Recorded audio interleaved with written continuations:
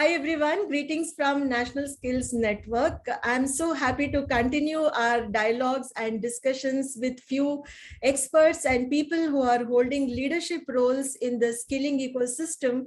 And in that connection, today we have invited Dr. Bhavani Rao, who's the director AMMACHI Labs, which is a part of Amrita Vishwa Vidyapeetham. And Dr. Bhavani, for many of us, needs no introduction. She's been leading many initiatives in skilling, but not only in skilling. I would say she's somebody who can bring in that holistic perspective, which is not just about skilling, but women empowerment, balancing gender, inclusion, diversity, and technology, most importantly, because AMMACHI Labs is one of the pioneering organizations which has already infused a lot of technology in skilling. So I think the best way to get started with this conversation is to get a complete holistic view from her. So Dr. Bhavani, how do you see the ecosystem shaping up? You've been there for so many years, and today we are talking about NEP 2020, aligning skills with mainstream education. So it's very exciting, but at the same time, there are implementation challenges and other things. So how do you see things shaping up? Thank you first, Madhuri ji, for having me on this conversation. And I must say, I really appreciate your passion for keeping the conversation alive, in terms of skills and seeing the transformation that has happened in the country in terms of the skilling ecosystem and all. It's like, so we've been kind of through this journey together, and it's really nice to connect again. So, yeah, so thank you for having me. I think the last few years has seen a very remarkable change in the entire thing. I think with the setting up of the skills ministry was, I think, probably the most phenomenal thing that our government did, and giving it that kind of importance that the skilling ecosystem needs. And what is even more remarkable, and this is what I really love about what it is right now, is that you have the same minister who's responsible both for higher education and for skills, like step towards the right direction. So that is probably the most exciting part of the conversation, but also the new NEP it has been pushing things to where we think that we really should be going. I mean, at Amrita, we have, like you said, things are holistic in a sense. Amrita, we have a logo which says education for living, and there are two kinds of education, which our chancellor says. One is education for a living, and the second is education for life. And you really need both of these to actually make a person whole.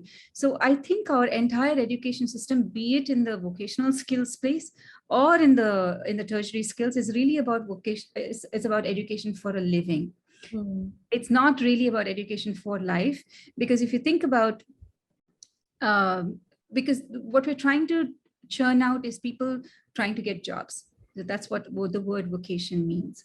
And even that we don't do so well, because if you think about it as skills for a good kind of employment, which is more holistic, we're talking about critical thinking skills, problem solving skills, higher order cognitive skills like abstraction and translation, and you find out you really find that a lot of the students don't come out of the mainstream education system with all these skills. And of course, when we are talking about skills, I think because we are from the same, we feel the same way, we feel the same passions. When we talk about skills, we're talking about skills across the entire ecosystem, right? Not just the vocational ecosystem.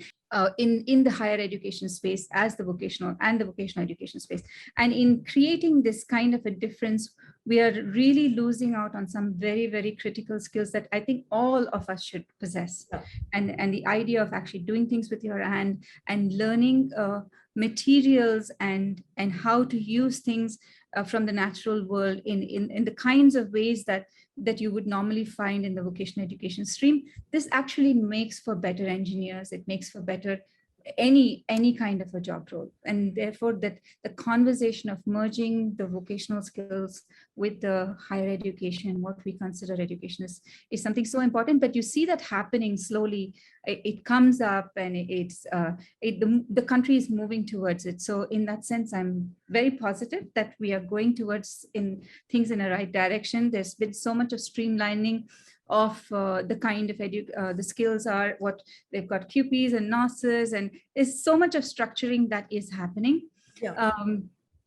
I just hope we don't end up also losing our creativity in the process by having a system that is too rigid. So it has to be a fine balance between the flexibility to really express the skills within to a more structured system outside. And I think that will be one of the challenges that we have to face as a country. But generally, I think things are moving in a very good direction. And even recently, they've announced in the budget is that allocation to actually give importance to technology enhanced learning in the vocational skills space, trying to create virtual reality and online simulators and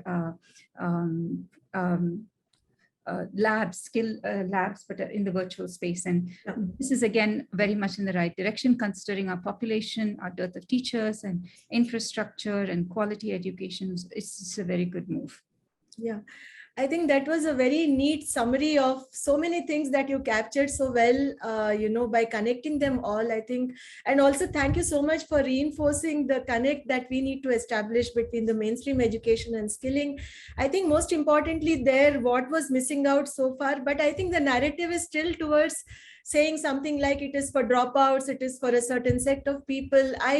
We from NSN are trying hard to tell the world, hey, look, don't position it like that. Because today it's all about marketing, right? The way you market, that's how you attract. And why should that dropout be considered as someone only for skilling? That dropout could be for engineering or anything else as well, right? So I guess gradually things might change. On that very positive note, we get up and continue every day with our work because we feel a lot of positive things might come up in the years. And you just mentioned about the scope for technology adoption, which fortunately got, I would say, accelerated by COVID, and a lot of push has happened, as we all know. And we also read about AMMACHI Labs new initiatives where you're developing content right from school level. I'm sure many people would like to know your past initiatives, present, and how do you see the future shaping up in terms of technology infusion in various programs. One, I would say for scaling up in a way, because you just mentioned that in India, we need many more approaches because of our population and other reasons. And second is, reaching people with the kind of devices they have, not expecting them to have the kind of laptop or a mobile phone that we want them to have. Yeah. So could you please share your views on this? Sure. This has been as you know, it's been our passion area since 2009. Take a few steps back and tell you a little bit of a background on how we actually started on this project. I think it was after the 2004 tsunami. And at that point of time, so many people had lost they're fishing folk, they had kind of lost their livelihoods. And so there was this huge need to actually train people very fast, but to find some kind of a vocation. So that it was very difficult to get the fishermen back at sea because the fishing patterns had changed. So the mutt that was very active in doing a lot of rehabilitation work decided to train one woman in every family in an alternative skill. At that time, it was so evident that there was this very, very strong impact that could come out of training women in any kind of an alternative livelihood that would lead to either gainful employment or would bring additional income into the family. And it's actually from this basis that we started looking into really looking into vocational skills. We were also working at the same time on a project on in the red light areas to see how we could reskill women. That in that conversation, it was very apparent that maybe we should look into non-traditional trades as opposed to the same traditional trades. Like we may not want to, if you're going to rehabilitate people who are working in the red light areas, maybe like needlework and embroidery is not the kind of an alternate trade that you may want to train them, but you may want to train them in carpentry or plumbing or something that is a little different. These two conversations somehow came together because the timing. And at the same time, as we were wrapping up the work for the tsunami, which was a few years later, there was a national mission on education through ICTs, the NME ICT, this by the Ministry of Education. And in that, they had one section, and it covered the entire gamut of education. And there was a small little thing over there for vocational education. Yeah, so the NMEICT thing had this thing on vocational education, and so we started looking seriously on how we could use ICTs for scaling quality vocational education. So that's where we started, and how best to use technology. So of course, the first technology that we used was ICTs. And so the first thing that you could do was to create good digital content to train people. So the target population for me was women. And this is from the background of the tsunami and the red light areas. And so we said, okay, can I create really good content on non-traditional trades? So something that women are not used to, but using technology. So the technology gives a facelift to the kind of education you're providing. So it helps remove some of the stigma that is associated with certain trades. Second is, can we train atypical population like women and plumbing? So different trades. So if the premise was that if the content is really good, it would be easy for women to pick up a non-traditional trade because they're not used to those things. So it's not something that they've already imbibed, but it's something that they can learn. And so that's how we started with content. And we did plumbing actually, and we trained women plumbers, and we've got the first women plumbers certified in the country, and they still work as plumbers. So to me, this is a longitudinal thing. After 12 years, the same women are still employed and they work as plumbers too. To me, that's a very good measure of something being successful. But we realized that creating content was just one part of the puzzle. So there's also what you had to learn if you had to do a skill, and can you use technology? So what is the kind of technology that you could leverage to learn physical skills? So we went into haptics-based stimulators, things that could give you physical force feedback when you're trying to do something. Virtual reality simulators, so you can have an immersive environment. And so the combination of these technologies, things that could basically teach you physical skills, but also assess existing skills. And so it had served two purposes: creating a learning management system even for physical skills, not just for delivering content. Of course, we had to have we created a platform just for vocational skills, because it is the end user is so much different from a tertiary education person. So we had come up with a completely new way of actually delivering online education. So we built a portal. So we literally touched on every aspect of using technology for vocational education, including serious games, scenario-based gaming. It's all kinds. So we've dabbled in everything.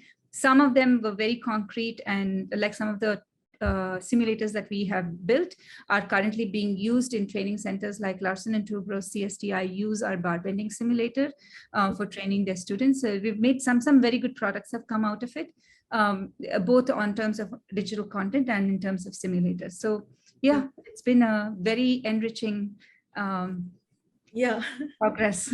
Yeah. And I think some of your content is available on eSkill India portal also, right? Yes. There are some courses there. Yes. And currently, is there something happening at the school level vocational education? Are you also creating some content for the school level? I thought that was something we had read somewhere, so I'm just trying to... Yes. No, so when we designed our courses, right? So actually, if you look at the NSQF levels, you start already from school level, level 1, it's already mapped to the schools.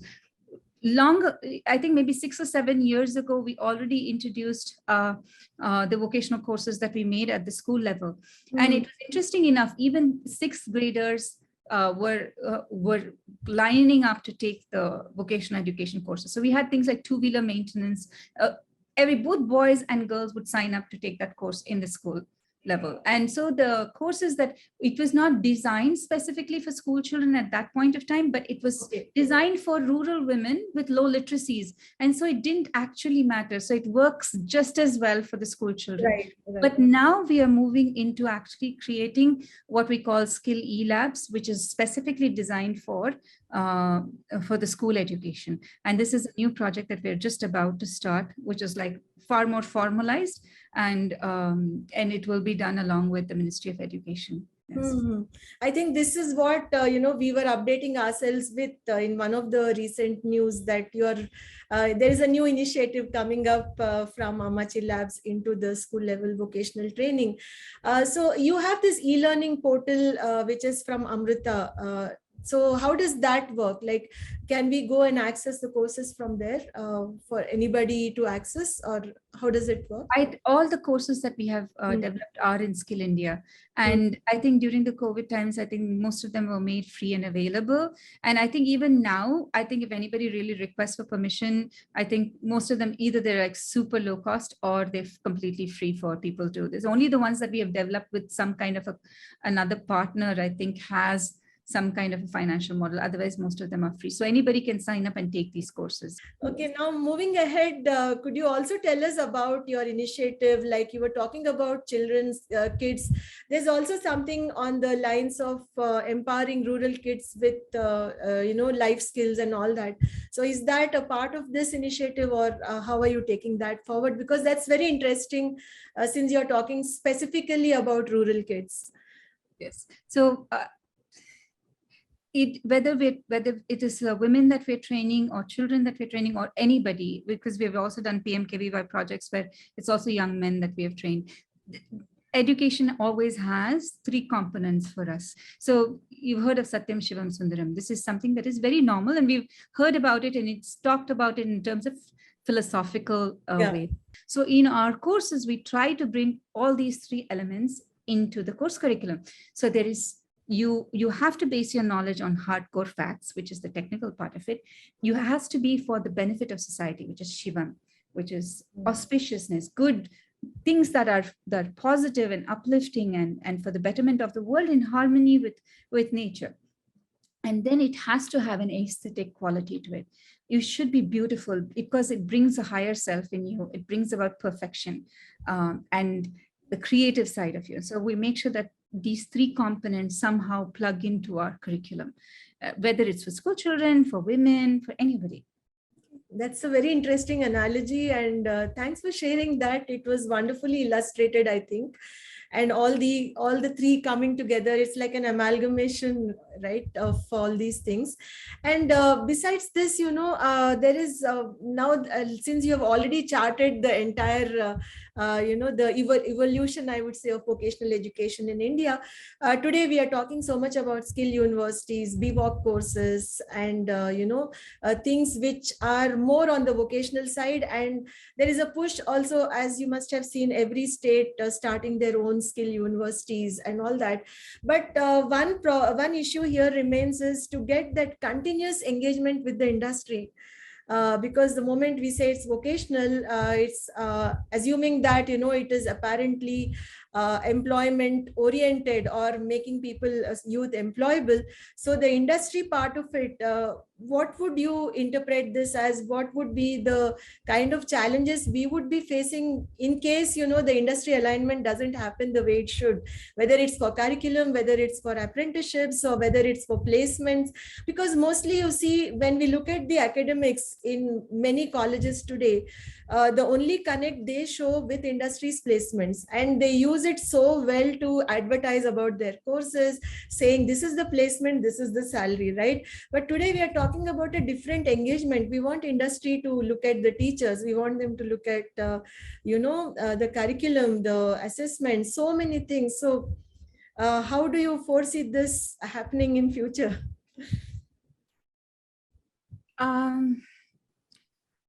I have intrinsically, I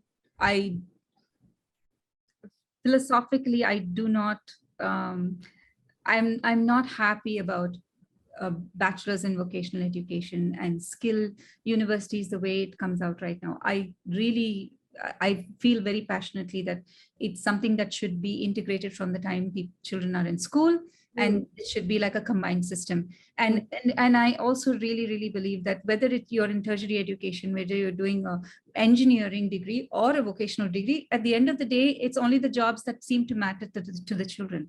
So even if you're doing an engineering degree, it's how many placements you're going to have in the thing, what is the kind of industry you're going to attract to the thing. So what difference is there? It upsets me when people talk about mainstream education as something different from vocational education. I don't know how it's going to go in the future, but I'll tell you how I would love to see it. I would love to see like a vocationalization of children's education. You can actually take a skill and give a very immersive learning to a child. Child learns by doing things, but child can learn sciences, can learn history, can learn chemistry, can learn physics, can learn all the subjects that the abstraction subjects that you can teach in this thing through a skill. There's absolutely no reason. Even a craft can basically give you history, economics, I mean, name it, environmental sciences, all the subjects that we're teaching the children right now in school can be taught through a vocation.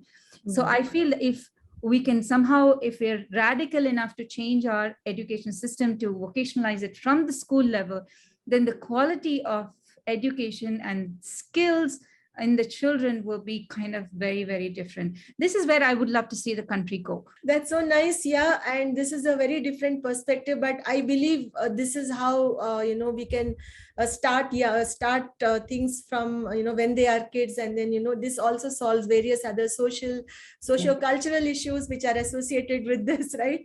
And also, if I have to look at it from the way things are shaping up, it looks more like we are plugging in few things here and there, and try to solve few issues.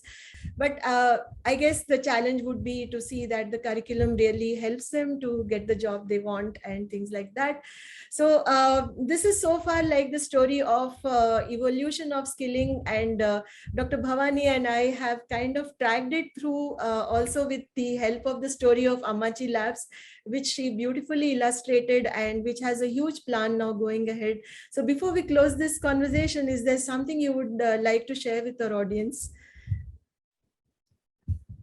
I would encourage you, if you have children, to make sure that every one of you can teach your child any kind of a vocational trade early on. And that is something that I think would really change the way our country will see. We were a country that had amazing skills and amazing perfection in skills. There's no reason why we should not be there again. Okay. Thank you so much on that note. Thanks a lot. And we would like to be in touch with you, Dr. Bhavani, to learn more about your initiatives and various updates that you can share with us so that we can publish them on our portal and also on our YouTube channel. Thank you so much. Thank you.